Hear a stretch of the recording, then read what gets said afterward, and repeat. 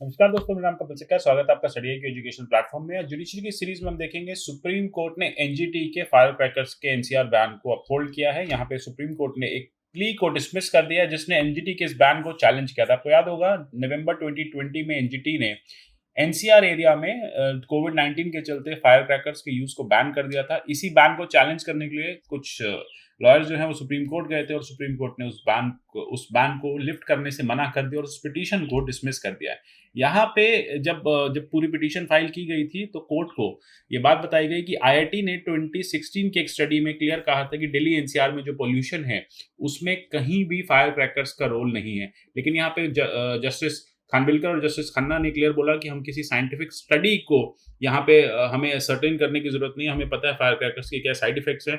और जब तक कोविड 19 की सिचुएशन है, जैसा कि आपने देखा कोविड 19 के चलते जो जो पेशेंट्स होते हैं उनके लंग्स काफी वीक हो जाते हैं और ऐसे में अगर काफी ज्यादा पोल्यूशन होता है फायर क्रैकर्स के चलते तो ये बैन जो है ये वैलिड है। इसलिए यहाँ पे जो हम प्राइमेसी देंगे वो हेल्थ ऑफ सिटीजन्स को देंगे। जैसा कि आपने देखा आर्टिकल 21 में राइट टू हेल्थ भी एक फंडामेंटल राइट है। तो क्लियरली कोर्ट ने कहा कि हम किसी भी तरह की स्टडी को यहाँ नहीं मान रहे हैं क्योंकि वो स्टडी 2016 में की गई थी। तब से अब तक काफी समय बदल चुका है। कोविड 19 की जो सिचुएशन है वो एक एक्स्ट्रा ऑर्डिनरी सिचुएशन और ऐसे एक्स्ट्रा ऑर्डिनरी सिचुएशन के लिए एक्स्ट्रा ऑर्डिनरी स्टेप्स जो है वो नेसेसरी हैं। इसलिए एनजीटी की जो पिटीशन थी, एनजीटी का जो जजमेंट था उसको उसको हटाने से या उसको रिजेक्ट करने से मना कर दिया। यहाँ पे क्लियरली कहा है जब तक एक्यूआई की जो एयर क्वालिटी इंडेक्स जो है जब तक पुअर है दिल्ली एनसीआर में या फिर कंट्री में कहीं भी इस तरह के बैन अगर कोर्ट्स लगाती हैं तो वो एकदम वैलिड बैन है।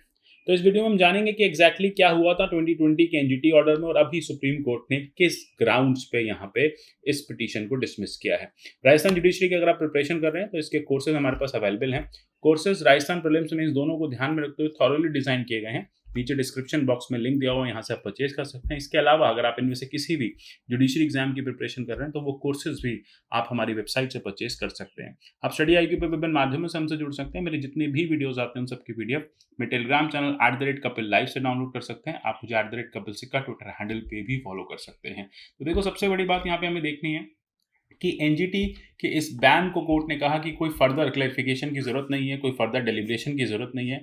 हम यहाँ पे एक परमानेंट बैन नहीं लगा रहे। हम ये कह रहे हैं जब तक एक्यूआई पुअर है, जब तक एयर क्वालिटी इंडेक्स जो है जिन सिटीज का ठीक नहीं है वहां पर आप फायर क्रैकर के यूज को आप बैन रखिए।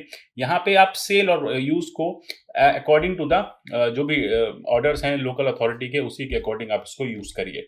यहाँ पे कोर्ट ने क्लियरली कहा कि अगर एक्यूआई इंप्रूव हो जाता है तो एनजीटी का ऑर्डर हम उसको हटा सकते हैं।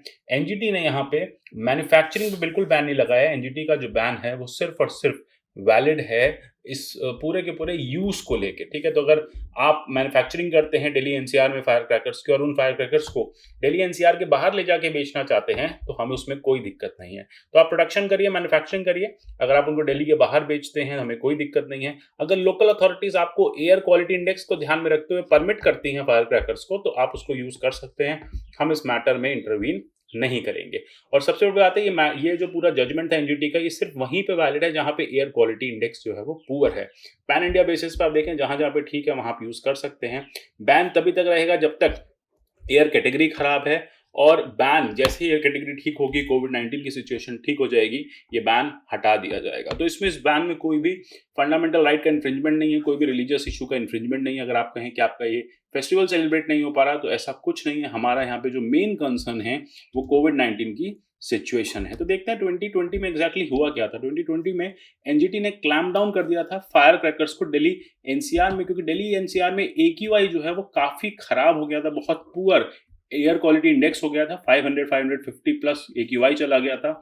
और इसके चलते जो कोविड 19 के रिकवरी वाले पेशेंट्स हैं जिनको अभी हाल ही में लास्ट ईयर कोविड 19 हुआ था उनको उनको उनको ब्रीदिंग में इश्यूज आ रहे थे, उनकी रिकवरी में इश्यूज हो रहे थे क्योंकि बहुत ज़्यादा फॉग जो है आप देखेंगे या फिर बहुत ज़्यादा पोल्यूशन और फ्यूम्स जो हैं वो इन फायर क्रैकर्स से दिल्ली की एयर में बहुत ज़्यादा PM2.5 PM10 जैसे जो पार्टिकल्स हैं जो जो एयर सस्पेंसिबल पार्टिकल्स हैं वो सब दिल्ली की एयर में मिले थे। इसी बैन को एनजीटी ने फर्दर एक्सटेंड भी किया था। ये बैन दिवाली पे लगाया गया था और इसे एक्सटेंड करके क्रिसमस और न्यू ईयर पे भी लगा दिया गया था। लेकिन यहाँ पे ये कहा था कि जहाँ पे एयर क्वालिटी इंडेक्स ठीक है वहाँ पे दिल्ली गवर्नमेंट जो अलाउ कर सकती है, जहाँ पे एयर क्वालिटी इंडेक्स खराब है वहाँ पे एनसीआर की जो गवर्नमेंट्स है वो अलाउ ना करें। तो क्लियर वो था, वो पूरा का पूरा जो सिनेरियो था वो कोविड-19 पे था, उसको क्रिसमस और न्यू ईयर पे भी एनफोर्स किया गया था। डिस्ट्रिक्ट मजिस्ट्रेट्स को एनजीटी ने ये डायरेक्शन भी दिया था कि फायर क्रैकर्स बैन हैं, बेचे नहीं जाएंगे। हाँ, लेकिन एक वहाँ पे जजमेंट में एक सॉल्यूशन दिया था कि आप यहाँ पे ग्रीन क्रैकर्स को यूज कर सकते हैं।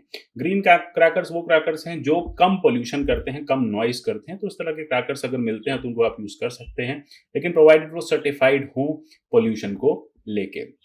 अच्छा, जब सुप्रीम कोर्ट में अभी इस बैन को चैलेंज किया गया तो एक स्टडी दी गई आईआईटी दिल्ली की, जिसमें कहा गया था 2016 में कि 15 रीजंस जो हैं दिल्ली में जो जिससे पोल्यूशन होता है उसमें फायर क्रैकर कहीं नहीं है। उसमें मेजॉरिटी रोड डस्ट है, इंडस्ट्रियल स्टैक है, कंक्रीट बैचिंग है, व्हीकल्स हैं, डोमेस्टिक पोल्यूशन है, होटल्स एंड रेस्टोरेंट्स हैं, कंस्ट्रक्शन डिमोलिशंस हैं, रोड डस्ट वगैरह है।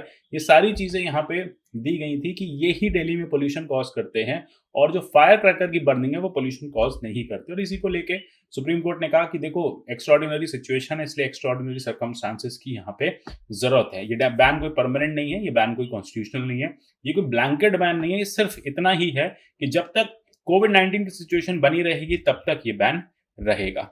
साथ ही साथ कोर्ट ने ये भी साइड करते हुए कहा कि देखो, एक बैलेंस अप्रोच को जरूरत है, जो Arjun Gopal versus union of India में भी सुप्रीम कोर्ट ने कहा था। तो यहाँ पे एक बैलेंस अप्रोच में कोर्ट ने क्लियर ये कहा कि आपको एयर पोल्यूशन को भी कम करना है।